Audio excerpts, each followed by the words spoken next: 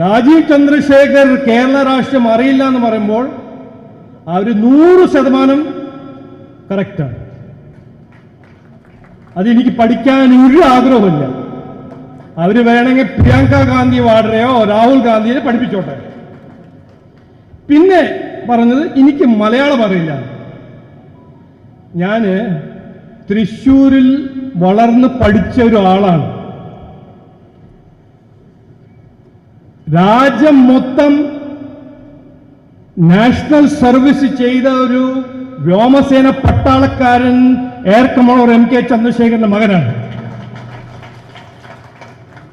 അപ്പൊ എനിക്ക് മുണ്ടെടുക്കാനും അറിയും, വേണമെങ്കിൽ മുണ്ട് കുത്തി വെക്കാനും അറിയും,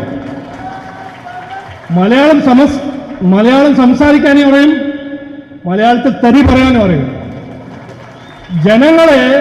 ജനങ്ങൾക്ക് വികസന സന്ദേശം മലയാളത്തിൽ പറയാനും അറിയും. അപ്പോൾ എന്നെ പഠിപ്പിക്കരുത്. ഞാൻ ഇവിടെ പഠിക്കാൻ കോൺഗ്രസിൽ നിന്നും CPM നിന്നല്ല വന്നിരിക്കുന്നത്.